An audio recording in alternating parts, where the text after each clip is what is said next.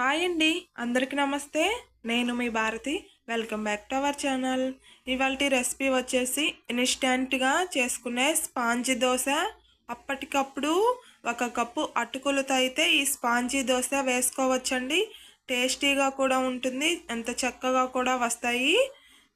చట్నీలోకి అలాగే ఏ పచ్చడిలోకైనా కూడా టేస్ట్ చాలా బాగుంటుందండి. ఒకసారి ఇలా ట్రై చేయండి. ఫస్ట్ టైం మన ఛానల్ చూస్తున్నట్లయితే లైక్ చేయండి, అలాగే సబ్స్క్రైబ్ చేయండి. పక్కనున్న బెల్ ఐకాన్ని క్లిక్ చేశారంటే నేను పెట్టే ప్రతి వీడియో మీకు నోటిఫికేషన్ రూపంలో అయితే వస్తుంది.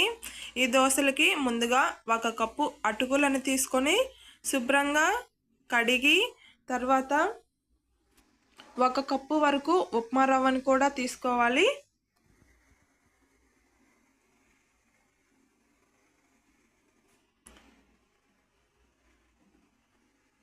అలాగే ఒక కప్పు వరకు పెరుగు కూడా తీసుకోండి.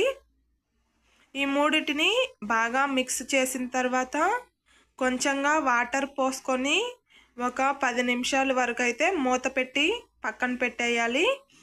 ఈ దోశలు మన ఒంట్లో వేడిని కూడా తగ్గించి ఒళ్ళు చల్లబరుస్తుందండి. ఎందుకంటే మనము ఇక్కడ పెరుగు తీసుకున్నాం కాబట్టి. ఇలా వాటర్ పోసిన తర్వాత అంతా ఒకసారి బాగా మిక్స్ చేసి మూత పెట్టి ఒక 10 నిమిషాలు పక్కన పెట్టేశారంటే వాటర్ని బాగా అబ్జర్వ్ చేస్తుంది. చూడండి ఎంత చక్కగా బాగా అబ్జర్వ్ చేసిందో. ఇప్పుడు మిక్సీ గిన్నెలోకి ఈ మిశ్రమాన్ని వేసి కొంచెంగా వాటర్ పోసుకొని బాగా మెత్తగా గ్రైండ్ చేసుకోవాలి. ఒక బౌల్లోకి తీసుకొని ఇప్పుడు మిక్సీ గిన్నెలో కొంచెంగా వాటర్ తీసుకొని బాగా తొలిపి ఈ పిండిలో వేసిన తర్వాత మన రుచికి సరిపడా సాల్ట్ని తీసుకొని బాగా మిక్స్ చేసి 5 నిమిషాలు మూత పెట్టామంటే సరిపోతుంది. ఇంకా స్టవ్ మీద ప్యాన్ పెట్టి బాగా హీట్ అయిన తర్వాత ఇంకా ఒక గెరిటి నిండా పిండి తీసుకొని బాగా ప్యాన్ మీద స్ప్రెడ్ చేసి దోశలు అయితే వేసేసుకోవటమే అండి.